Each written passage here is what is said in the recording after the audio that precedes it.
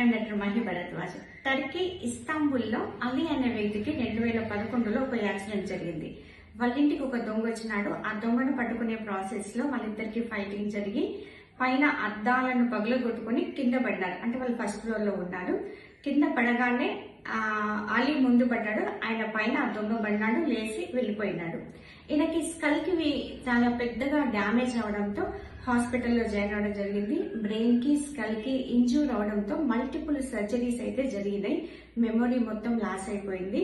ఆ సర్జరీ అయిన తర్వాత మామూలుగా స్కల్ మనకి ఎలా ఉంటుంది కదా, ఆయనకి షేప్ అవుట్ అయింది అనమాట. అంటే మీరు స్క్రీన్ పైన చూడొచ్చు, అలా జరిగిపోయింది. 6 నెలలు హాస్పిటల్లోనే ఉన్నాడు. తనకి రీసెంట్ గా మరొక సర్జరీ చేయడం జరిగింది. అది టైటానియం స్కల్ ని ఇంప్లాంట్ చేశారు. దానివల్ల మళ్ళీ బ్లడ్ సర్క్యులేషన్ మామూలుగా ఉండడం, మెమొరీ రావడం, నార్మల్ పర్సన్ గా ఉండడం అనేది జరిగింది. దానిపైన హెయిర్ కూడా వస్తుంది. దీనికి ఆయన ఇంటర్వ్యూ కూడా ఇస్తున్నాడు. నాకు ఇలా జరిగింది, ఈ టైటానియం స్కల్ తో చాలా హ్యాపీగా ఉన్నాను, మళ్ళీ నార్మల్ మనిషిలాగానే ఉండగలుగుతున్నానని చెప్పేసి తన హ్యాపీనెస్ అయితే షేర్ చేసుకుంటున్నాడు.